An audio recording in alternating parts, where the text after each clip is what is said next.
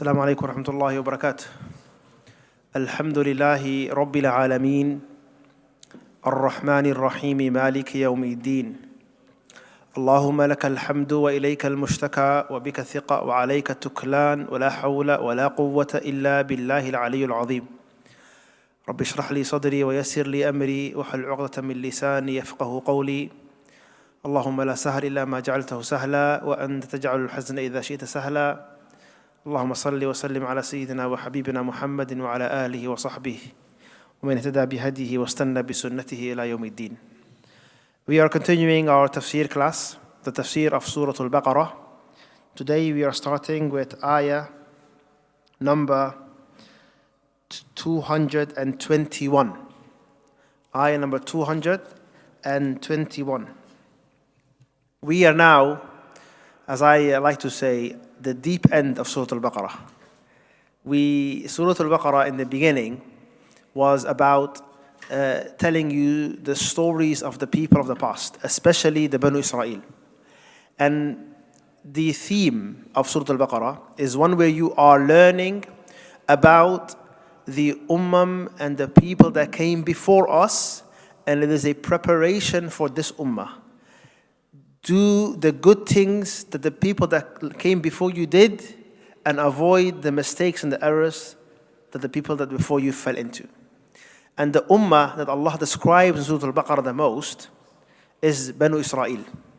And Banu Israel's greatest error and mistake was their attitude and relationship with revelation and prophets. With revelation and prophets. So you've been told now that when they were told to do something, they refused to listen. They said, Sami'na wa asayna. We hear, but we disobey. They didn't follow the prophets. They were told by Prophet Musa, فَفْعَلُوا مَا تُؤْمَرُونَ. Do as you are being commanded. But they didn't. And that resulted in them being a failed nation. A nation that earned Allah's anger. Now, after you've been told about that, you've also been told about the most successful people that has walked this earth. You've been told about Ibrahim alayhi salam and how he is an imam. Why is he an imam? Why is he someone that should be followed? Why did Allah honor him by saying, إِنِّي جَاعِلُكَ لِلنَّاسِ إِمَامًا? Because of one thing. إِذْ قَالَ لَهُ رَبُّهُ أَسْلِمْ قَالَ أَسْلَمْتُ لِرَبِّ الْعَالَمِينَ. When his Lord said to him, submit, he said, I submit myself to the Lord of the worlds. So, after all of this introduction, your relationship with revelations and prophets should be what? The relationship you have with your prophet should be one where you hear and you obey. The relationship between you and the revelation, the Quran, should be one where you submit. Be like Prophet Ibrahim. Be like his children, Prophet Ismail and Ishaq and Yaqub and the people that would be like the Sahaba and the Prophet when the Qibla was changed and they obeyed. Don't be like the Banu Israel. Now that all of that was covered, we entered into the ahkam, the rulings. Now that you've understood that, you understood obedience, you understood submission, you are ready now to hear the rulings, the do's and the don'ts, which is why we covered some acts related to Hajj. Allah has made Hajj obligatory upon you. وَأَتِمُّ الْحَجَّ وَالْعُمْرَةَ لِلَّهِ. Complete the Hajj and the Umrah for Allah. When you hear that now, you know, okay, I need to be like Prophet Ibrahim. I need to hear and obey. I need to be like Prophet Muhammad sallallahu alaihi wasallam. I need to be not like the Banu Israel, which means what you're going to do, you're going to save up money, you're going to go to Hajj and Umrah, you're going to be an obedient servant to Allah subhanahu wa ta'ala. Now in that comes certain prohibitions. Last week, or last lesson I should say, we had certain prohibitions that we covered. Right? When we spoke about the prohibition of consuming the wealth of the orphans that are under your care, or the prohibition of alcohol and gambling. Tonight we are talking about another prohibition, and this one has something to do with marriage. And when you hear about these prohibitions, the don'ts or the commandments, the do's, you have to do, you have to pray, you have to give zakat, then always keep in mind that that comes under the foundation that's already built, which is we hear and we obey, we submit to our Creator Allah subhanahu wa ta'ala. طيب. يقول الله عز وجل ولا تنكحوا المشركات حتى يؤمن ولا أمة مؤمنة خير من مشركة ولو أعجبتكم. Here Allah subhanahu wa ta'ala says, وَلَا تَنْكِحُ الْمُشْرِكَاتِ حَتَّى يُؤْمِنْ. And do not marry the mushrikat until they believe and have faith. The prohibition is for us as believing men to not marry a woman that is not a believer. So it is haram. It is prohibited. And let me give you a general rule. Whenever you find a prohibition in the Quran, don't do something. لا تفعل. Do not do this. Right? Then that means doing that act is not disliked. It's what? It's haram. Unless other evidence proves otherwise. The default is haram. So now, when Allah says to us, do not marry the mushrikat, the disbelieving, idol-worshipping, associating partners with Allah type of woman, do not marry her. So you're not allowed to marry a woman that is Hindu, that is Buddhist, that is atheist, that is agnostic. You're not allowed to, according to this ayah, marry a woman that is a Christian or a Jew, according to this ayah, because they're also mushriks, right? According to this ayah. So meaning it's haram for us to marry them, right? Until they believe. Now, I included the Christians and the Jewish woman in this ayah because it is a general ayah. Every woman that falls under the category of being a mushrika, you cannot marry. It is in another ayah in Surah al-Ma'idah where an exception has been made. And the exception that has been made to the rule is you can't marry them. The exception is وَالْمُحْصَنَاتُ مِنَ الَّذِينَ أُوتُوا الْكِتَابِ. Right? The virtuous or chaste woman from the people of the book. So a woman from the people of the book, meaning a Christian woman and a Jewish woman, you can marry as an exception to the rule. So, as a Muslim man, you can only marry 3 types of women as it relates to their faith. She has to either be a believing woman, a mu'mina, Muslima, or a practicing Christian or a practicing Jew. Anyone other than that, you're not allowed to marry. طيب. Now, then Allah gives us an example. It's important because sometimes to give you guys an example or a similitude, it brings the message home. يقول الله عز وجل وَلَأَمَةٌ مُؤْمِنَةٌ خَيْرٌ مِّن مُشْرِكَةٍ وَلَوْ أَعْجَبَتْكُمْ. And indeed, a slave woman who believes and has faith is better than a free woman who is a mushrika. Now, why this example? Because when there was such a time where you had people that were free and people that were enslaved, then the person that was in slavery, they were owned by another person, right? This is why the rule was you're not allowed to marry from them. You're not allowed to marry a woman who was enslaved. Why? Because as long as this person is owned by someone else, any children you have with them will also be owned by them. So you were told, don't do that. And there's only specific scenarios where you were allowed in Islam. So even the Sahaba were encouraged to marry a woman that is free, and if not, then have patience and wait until you can get married. And only very specific scenarios where you're allowed to do this at your own peril, because your children will be part of that issue and that problem. But even then, let's say a man during the time of the Sahaba, during the time when there was such a thing as people as slavery, an enslaved believing woman is better for you than a free mushrik woman. Why? Because the faith in her has so much more value than anything that this person has. Faith gives you value. Faith and iman gives you value. We look at faith before anything else. And that is a reframing of the way we look into the world. So, the first thing that you look at is iman. What gives you value, what gives you honor, what gives you worth is the faith inside of you, the belief you have in Allah subhanahu wa ta'ala. The moment that is removed, you are nothing. It is not your riches and your money. It is not your status and your family. It is not your job that gives you value. It is your faith. It is your faith, which is why the greatest king and the richest man, they are not as they don't have the same worth as even a homeless man, poor person who's outside, but he believes in Allah subhanahu wa ta'ala, right? Value, what gives you value is iman. And this is what's being taught to the Sahaba here and to us as well. And also a rule, do not, so also because you might be wondering, well, why can't I marry a woman that is a Hindu? Why can't I marry a woman that is a Buddhist? Why can't I marry an atheist woman? Why can't I marry this, that, or the other? Because of the importance that we put faith in. You're not allowed to bring into your home, create a home and children around a home where faith and iman is not a priority, where there's mixed messages. So we need to preserve that. So Allah said, indeed, a slave woman is better for you to marry than a free woman, even if she pleases you and your family.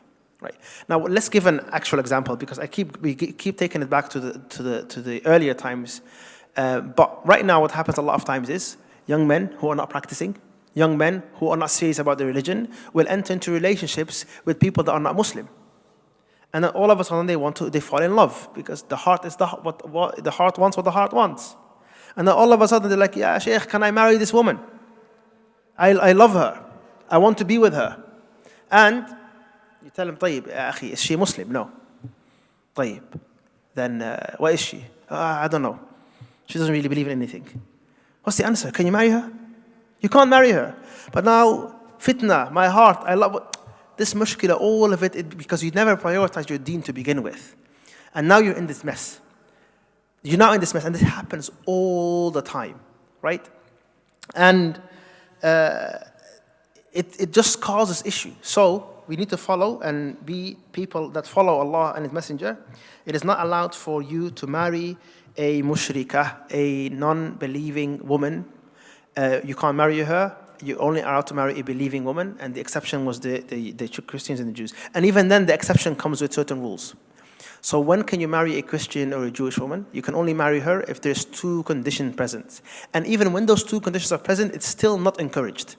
What are those two conditions? One, she must be from the people of the book.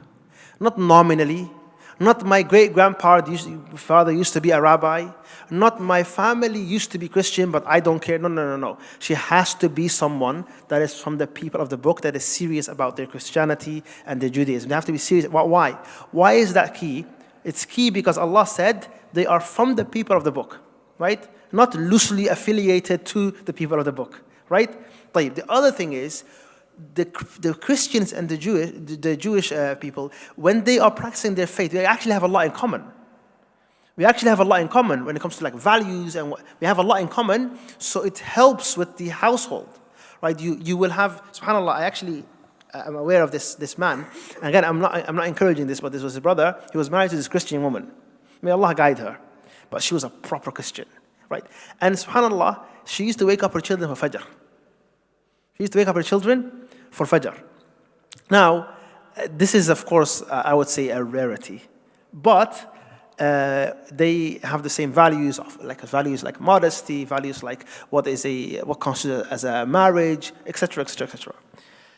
That's why. So she has to be an actual Christian or Jew, serious about the faith. Serious about the faith. Secondly, she has to be a afifa. What does an afifa mean? Who can tell me? Yes. She's someone, yes, chastity. So this doesn't necessarily mean, some people think that this means that they have to be virgins. No, that's not necessarily the case. It means that currently, when the marriage proposal is being done, they are someone that is upholding their chastity and are being someone that is that has modesty and is not sleeping around, things like this. This is what it means, right? طيب. If those conditions are fulfilled, you can potentially marry them, but it is not encouraged because it is still difficult to maintain a household like that.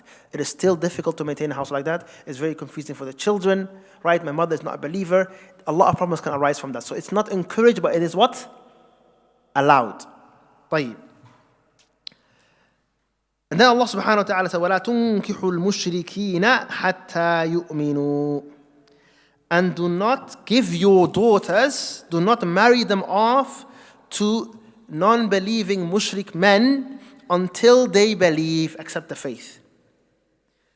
And then Allah subhanahu wa ta'ala said, وَلَا عَبْدٌ مُؤْمِنٌ, and indeed a believing slave man is better min mushrikin, from a idol worshipping mushrik man, وَلَوْ أَعْجَبَكُمْ, even if he pleases you. So, this was another message. Someone has a daughter, someone he's in charge of, and he wants to marry her off, and there's this rich man, successful man, but he's a mushrik. Or there's this man who is in servitude, who's a servant, but he's a believer. Which one is better for her? The believing one. Because faith trumps all. Faith trumps all. There's nothing more important than iman. Why? Why is that the case? أُولَٰئِكَ يَدْعُونَ إِلَى النَّارِ. Because the idol worshippers, the mushriks, the people that are not upon Islam, they're calling towards hellfire. These other faiths, they don't lead to Jannah. Only one faith leads to Jannah, that's Islam. So why would you want to marry your child, or marry yourself, or marry the one you are in charge with to someone who is calling towards the fire? أولئك يدعون إلى النار والله يدعو إلى الجنة والمغفرة بإذنه. And Allah is calling you to Jannah and to forgiveness with His permission. طيب. Interesting point, thing to point out here. Allah said in the beginning of the ayah, do not marry non-believing mushrik woman. Who's being spoken to right now? Who's being spoken to? Hey, do not marry the woman that is not believing. Who's Allah speaking to? The men, right? طيب. When Allah said, do not marry off your woman folk, your daughters, and whoever you're in charge of, to non-believing men. Who's Allah speaking to? Men as well. What do you learn from there? That a man can marry, but a woman is married off. Very important. A man marries, but a woman is married off by her guardian. By her guardian. And this is something, subhanAllah, is entrenched in like even different faiths. You know, when you see this whole concept in Christianity where the dad is walking his daughter on the aisle. This symbolizes a passing of the torch of responsibility. Right? This is not even Islam, in Christianity. Right? So he walks on the aisle and she's waiting. The father comes and he walks and then he gives her to the other, and then, right, the ceremony happens. This concept that the woman is always under the guardianship of a man, her father, and then from her father to her husband. It's a transfer of responsibility. Right? This is called wilaya, guardianship. Right? Which is why this is one of the evidences that a woman does not marry herself off. It is her guardian that marries her off, her wali that marries her off, and there's even more explicit evidences, such as the Prophet ﷺ statement, "La nikaha illa biwali." There is no nikah, there is no marriage except with a guardian, a wali, right? And أيما امرأة نكحت بغير ولي فنكاحها باطل كما قال النبي صلى الله عليه وسلم. Any woman that marries without a wali, then her marriage is invalid, right? So all of the evidences suggest that for a marriage to be valid, for a marriage to be correct, for a marriage to be Islamic, then the guardian has to give the woman who's marrying away. And that could be the father, the grandfather, it could be the brother, it could be, and there's a number, and there's a list. But it always starts with the father and then whoever else is present. This is known as the wilaya. Who here has heard of the fact that certain scholars in the past or the present allow a marriage to happen without a wali? If you've heard of that concept, raise your hand. Without a wali. A marriage without the wali. Have you heard of that? Not that you agree with it, but have you heard that exists? Some people, they conduct marriages without a wali. No? Allahu Akbar. Someone in the back, a few people heard. طيب. So, there's actually, this happens quite a lot in the Muslim world, where marriages are taking place without the wali's permission, right? Without the wali's permission. And the reason for that is because Imam Abu Hanifa and the Hanafi school do not consider the guardian, the wali, to be among the conditions of a valid marriage. So they say it is recommended, but it's not a condition. A marriage can happen, and it will be valid even without a wali. This is the madhab of who? Imam Abu Hanifa, Madhab Imam Abu Hanifa. And did he just pull it out of nowhere? No, he has some evidence for it as well. He has some evidences for it as well. But after analyzing all of the evidences, and even what they use as evidence, right? For example, in Surah al-Baqarah, we'll come across an ayah where Allah subhanahu wa ta'ala says, so because right now, what did we say? We said, when Allah said, do not marry a mushrik woman, Allah was speaking to the men. And when He said, do not marry off a woman to a mushrik man, Allah was also speaking to the men. So anytime a marriage is happening, it has to be in the presence of the guardian. Does that make sense? Clear cut? طيب. But in another ayah, Allah subhanahu wa ta'ala is speaking to the woman. Allah subhanahu wa ta'ala says, حَتَّى تَنْكِحَ زَوْجًا غَيْرَهُ, until she marries another man. Now who is Allah talking to? To the woman, until she marries another man. So they said sometimes Allah speaks to the woman, and they bring evidences. But I don't want to get into the nitty-gritty khilaf. This is not a fiqh lesson. If you want a fiqh lesson, come here on Wednesdays, is it? I think it's Wednesdays, yes. And inshallah ta'ala, I'm sure you'll see all the opinions. The great scholar Ibn Rushd was this Andalusian scholar.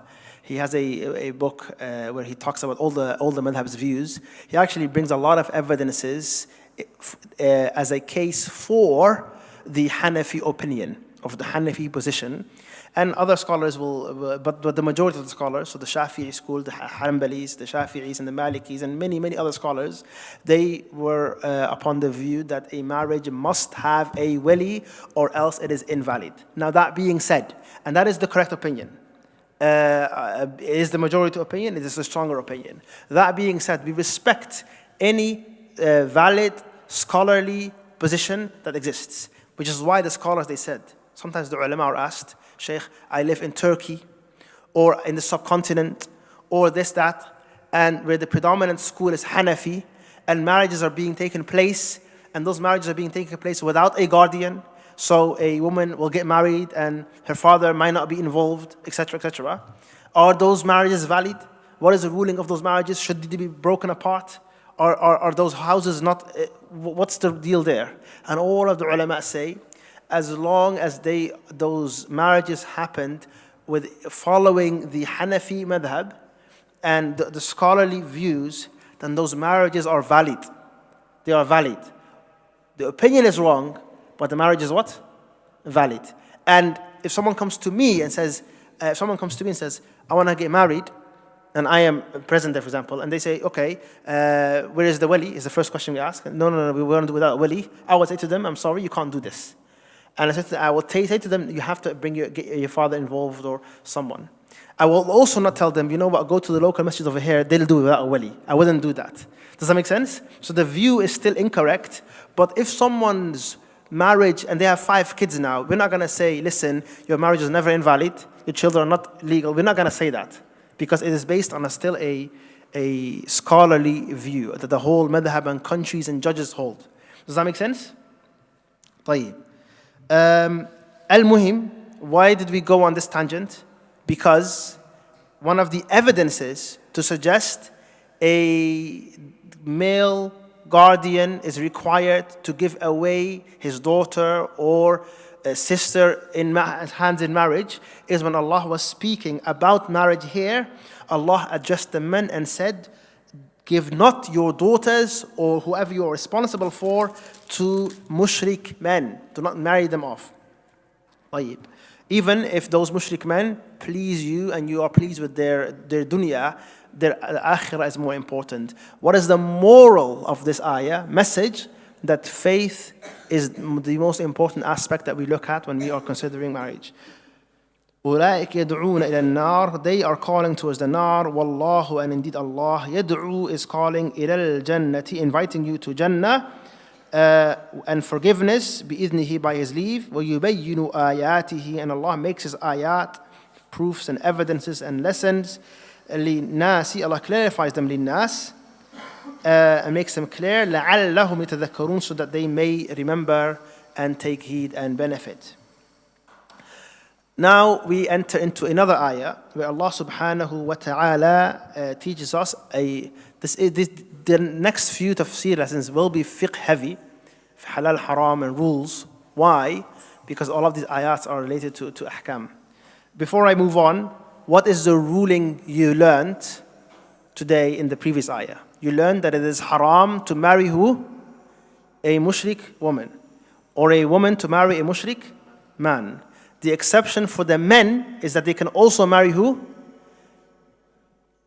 From the Ahlul Kitab, who are the Jews and the Christians. And the two conditions are that they are from actually Christians and Jews, and also that they are afif, and they are practicing and they are modest, right? So what would be an exception to that? Would be, so if someone says, I want to marry my girlfriend who I've been living with for 3 years, and she is Christian, but they've been together and they didn't mind being together and living together, and all that comes with, and this wouldn't be the type of person you would be allowed to marry as a Christian. Does that make sense? Unless she then atones and changes and all that. طيب. The other ruling that we learned is, of course, that it's also heavily disliked, if not allowed, to marry a slave person, a slave woman or man. You shouldn't marry. And there's only, and Surah Nisa, Allah explains this further, but only in فَمَنْ لَا يَسْتَطِيعُ طَوْلًا أَنْ يَنْكِحَ الْمُحْصَنَاتِ فَمِمَّا مَلَكَتْ أَيْمَانُكُمْ. So only if you cannot marry a free woman, was the option available for you. Only if you cannot marry a free woman and you cannot afford it, was the option allowed for you to marry someone that was in servitude. And then was only لِمَنْ خَشِيَ الْعَانَةَ مِنْكُمْ, if you are fearful of falling into zina. So if you're not fearful of falling into zina, and you can marry a free woman, then it was not allowed for you to marry a slave woman. But this is, again, these rules are for when those rules applied, not now. طيب. Yes. Yes. Of course, they are mushrikeen. There's no doubt about it. They are mushrikeen. What great. This ayah put them out, the other ayah put them back in. That's how it works. Does that make sense? So it's like this. If I say to you, every man in this room must leave this building, that means everyone here has to what? Leave this building. Except if you're wearing a hat. Then that means a few of them would stay, right? Now, if you said, yeah, Shaykh, but they're also men, I would say to you, yes, they are, but we made an exception. The exception is that if they are wearing hats. Do not marry the mushrikat, except if they are Jews and Christian. So they are still mushrikat, but they are the exception to the rule. Does that make sense? They are the exception to the rule. We're not going to say the Christian Jews are not mushriks. They are. They are, their shirk is, the fact that they worship Isa is enough for them to be mushriks. But they are the exception to the rule. Does that make sense? They are the exception to the rule. Does that answer your question? Or do you have more? Do you understand the point? It was very simple. This Ma'idah came last because Surah al-Baqarah and Ma'idah was revealed later. We know that. Ma'idah was from the last chapters that were revealed. So that answers the question, doesn't it? Right. So Ma'idah was among the very good question because what's your name, Akhi? Muhammad asked a very good question. When two ayahs are seemingly telling you different information, one of the questions you have to ask yourself is, which one came first, to see which rule was abrogated? Now with Ma'idah it's very simple. The rules of Ma'idah are stuff, one of the surahs, and Surah Al-Ma'idah is a surah that tells you that you're allowed to marry from the period of the book. Those were one of the later revealed surahs. So that proves that exception still stands. Does that make sense? Barakallahu feek. What we call here is every general rule has an exception. Every general rule has or not every general rule, but some general rules have exceptions, and this is one of them. طيب.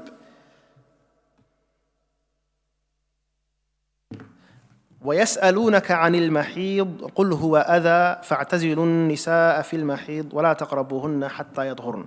This ayah is talking about haid. Haid is the menstrual cycle that the woman goes through. The fiqh of haid is very important. Some of my shaykhs used to say that the men don't experience haid and the women don't learn about haid. So we have a problem. Every time we're studying it, because the fiqh of haid is extremely important, especially for the sisters. There's a lot that they need to know. There's a lot of rules around haid. and young women are getting their cycles early. There's things related to fasting, things related to praying, things related to reading the Quran, things related to doing tawaf. A lot of rules that they need to know. And this is why it's important that the fiqh of hayd is studied especially by our sisters and also by the brothers so that they can teach it to their wives and daughters and sisters. Now, the Sahaba asked about this, about the menstrual cycle. وَيَسْأَلُونَكَ, and they ask you concerning al-mahid, the menstrual cycle. Allah subhanahu wa ta'ala said, say, قُلْ, say, huwa adha. It is a harmful thing. What's harmful? Harmful. Being intimate during this time is harmful. Being intimate during this time is harmful. And Islam is wasat. Islam, and I gave a few examples of the wasatiyya, the balanced middle path of Islam. Example I always like to remind myself and all of you is the example of Isa alayhi salam. The Yahud, they said Isa is not a prophet. He is not a man on earth, and he's even a child born out of wedlock. Ta'ala Allah. This is a great statement to say about a great prophet, right? To accuse him of this and to accuse Maryam of this. So they disregarded Isa completely. The Christians, they said, he is the Son of God, he is God, and they went overboard. Ta'ala amma yaqulun 'uluwan kabira. Islam came and said, no, he is not a God or the Son of God, rather he is a prophet.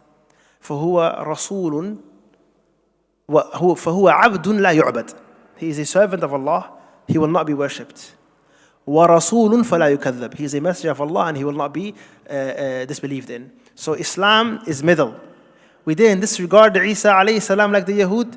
We say he's a prophet of Allah. We didn't venerate him like the Nasara and said that we kept him at where his actual station is. Honor him as a prophet, but do not treat him like a divine being. Similarly, even with this issue, the hayd issue, the Yahud, the tradition of the Yahud was or is that if a woman is on her cycle, that she is almost quarantined. She doesn't eat with the family, she stays in her room. They have very strict rules regarding that. Na'am? Whereas the Nasara, they couldn't care less. Cycle, no cycle, it's all the same. Islam came in the middle. What did Allah say? It is a harmful thing to be intimate during this time, so you avoid that. But anything beyond that, perfectly fine. Be around the family, eat with the family, cook for the family. So this shows you what? The middle path of Islam. But Allah said, فَاعْتَزِلُوا النِّسَاءَ فِي الْمَحِيضِ. Allah subhanahu wa ta'ala said, therefore keep away from the woman during her menses. So what do you keep away from? You're not intimate with her during this time. Anything other than intimacy is allowed. Anything other than intimacy is allowed. Right? And the fuqaha, they differ over exactly where does the line end. Right? And the strongest or is the opinion that you avoid between the navel and the knee. You avoid between the navel and the knee. Anything else is fine. فَاعْتَزِلُوا النِّسَاءَ فِي الْمَحِيضِ. So stay away from the woman folk during this time. وَلَا تَقْرَبُوهُنَّ, and do not go near them حَتَّى يَطْهُرْنَ, until they are purified. So do not go near them until they are purified means until the menses end. So when the menstrual cycle ends, then what? فَإِذَا تَطَهَّرْنَ, and when they bathe, فَأْتُوهُنَّ مِنْ حَيْثُ أَمَرَكُمُ اللَّهُ, then go in onto them as Allah has ordained or commanded. Meaning, this is when you are allowed to be intimate. After, so there's 2 tahara that are mentioned here. 2 times tahara is mentioned. حَتَّى يَطْهُرْنَ, until they become pure, meaning until the cycle ends. فَإِذَا تَطَهَّرْنَ, when they bathe. So, the cycle ends and they bathe, then relations can continue as they were before. Right? As they were before. If that happens, فَأْتُوهُنَّ مِنْ حَيْثُ أَمَرَكُمُ اللَّهُ, then go in onto them as Allah has commanded, meaning have jima' with them and have relations with them. إِنَّ اللَّهَ يُحِبُّ التَّوَّابِينَ وَيُحِبُّ الْمُتَطَهِّرِينَ. Allah loves those who repent often, and Allah loves those who purify themselves by bathing and cleaning and staying pure and not involving in anything that is najis or filth. So purification. There's a lot of ahkam in this ayah. One of the rulings that we learn from this ayah, like I mentioned earlier, is the rulings that the Sahaba were asking the Prophet ﷺ about issues pertaining to the religion. And even the female Sahaba would come to the Prophet and they would ask him very detailed question. How do I purify myself? What should I do? And they were not shy about matters related to their religion. And they would say to the Prophet ﷺ that Allah does not shy away from the truth. Tell us this and this and this and this. And the Prophet would tell them. You learn here that everything during the cycle is fine. So we don't isolate them like the Yahud did. But we also know where the limits are. We're not allowed to be intimate with them during this period. And this period can last up to, this is another interesting point. How long can it last? Because they don't pray during this period. Who can tell me? If a woman's cycle, how long can it last before she starts praying? Let's say her cycle starts on the 1st of the month, 2nd of the month, 3rd of the month, 4th of the month. It continued. If it continues on, does she never pray? What's the rule? Let's say it continues and this doesn't stop. When does she stop praying? In other words, what is the most before she has to pray? Naam, yes, akhi.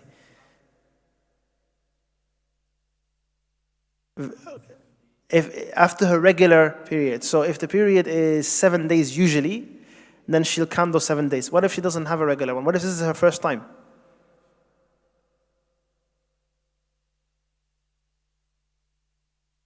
Very good. What is the most that we can consider it haid? What is the number of the most we can consider the haid after that which she has to stop praying? Close, 15 days. 15 days. So any woman, if your cycle starts and it continues and continues and continues, if you get to 15 days and it's still going on, you shower and you pray anyway. You shower and you pray anyway. This is to do with the regular cycle. What I'm not talking about is the post-birth one. So after birth, then that one lasts up to 60 days. So when a woman gives birth and she has a flow, up to 60 days, she doesn't pray. What does that mean? If the flow continues. So if it ends after 10 days, she showers and she prays. There's other rulings that, let me mention a few rules that maybe people are not aware of. All right. Did you guys know that you cannot divorce a woman if she's on her cycle? It's not allowed. You're not allowed to divorce a woman when she's on her cycle. It's haram for you to issue a divorce while she's on her cycle. It is haram for you. لا يجوز لك. The scholars agree that it's not allowed. They differ over whether it counts or not. They differ over whether it counts or not, and majority of the scholars say it counts. Some say it doesn't. I don't want to get into the khilaf issues, but what I mean is, you already see a lot of issues. Can she read Quran or not? What does she do if she's on Umrah and the cycle happens? Why am I mentioning these things? Because although this is a tafsir class and it's not the place to expand all these rules, but keep in mind your mothers, your sisters, your daughters, they have a lot to learn on this issue because it has something to do with their Quran reading, their prayer, their fasting, their hajj, their umrah. So it's something very important that the brothers and sisters learn about. I'll conclude here inshallah ta'ala حتى لا أطيل عليكم, so I don't take the lesson too long. We'll view this ayah over next week and we'll continue from there inshallah ta'ala. بارك الله فيكم هذا وآخر دعوانا الحمد لله رب العالمين.